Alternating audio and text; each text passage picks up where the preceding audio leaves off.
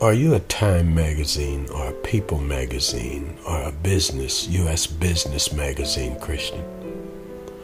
Are you a believer that divides your life up into sections or departments of religious sections of one of the magazines? Do you think that the spiritual part of your life can be taken care of by church attendance or by doing some good deed for someone? Do you feel you're free to run your own business the way you want to run it, entertain yourself in the way that you want, or relate to people the way that you want? Christianity cannot be confined to one area of your life, you know. Paul prayed for believers in Colossians 1:9 and 10. We have not stopped praying for you and asking God to fill you with the knowledge of His will through all spiritual wisdom and understanding.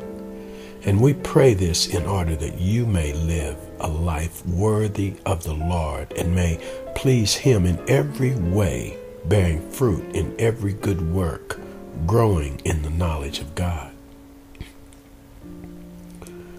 The call to serve Jesus Christ includes the call to suffer, the ministry of suffering.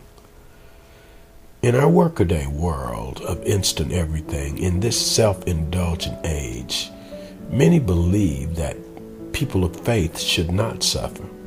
Colossians 1:24, Paul said his own sufferings filled up what was lacking in the afflictions of Christ. He did not mean that Christ's death was inadequate to saving us. He was saying that suffering for the Lord was part of following Him. Listen, living for Jesus is not a part-time job. Are you asleep on the job? It is high time that we awake out of sleep. Romans 13:11. Because our salvation is nearer now than when you first believed. The night is nearly over and day is almost here. So let us put aside the deeds of darkness and put on the armor of light. Romans 13:11 and 12. In other words, gather round the fire. A believer on fire for God will draw others to the fire. People love sitting around the fireplace. It's warm, it's inviting, it's relaxing, isn't it? People must have been drawn to Jesus in much the same way, that warm, flickering, relaxing peace or peaceful light. Come to me, all you who labor and are heavy laden, and I will give you rest. Matthew 11:28. God bless you all today.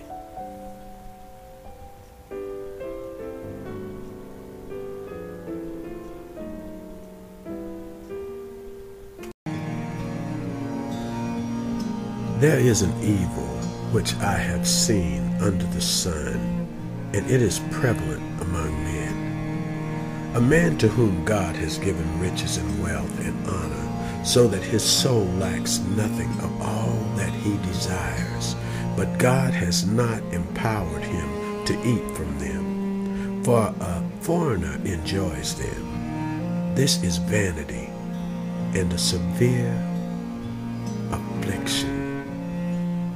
If a man fathers 100 children and lives many years, however many they be, but his soul is not satisfied with good things, and he does not even have a proper burial, then I say, better the miscarriage than he. For it comes in futility and goes into obscurity, and its name is covered in obscurity. It never sees the sun, and it never knows anything. It is better off than he. Even if the other man lives 1,000 years twice and does not enjoy good things, do not all go to one place? Do not all go to one place? Ecclesiastes 6:1-6. The question, my children, is not whether you will suffer, but how you will suffer. For either you will take the world's terms as your own and give as good as you get, an eye for an eye, spit for spite, pain for equal measure. Either I say you will rage like the world to save yourself, feeling justified in any counterattack and changing nothing whatever beneath the sun, or you will find in unearned suffering an opportunity of the Spirit. This is a hard saying, I know, but it is not impossible. The presence of Christ in you can translate suffering into a ladder, a Jacob's ladder, with 4 runs up toward redemption and 4 rungs down that holiness might enter the world again. The question,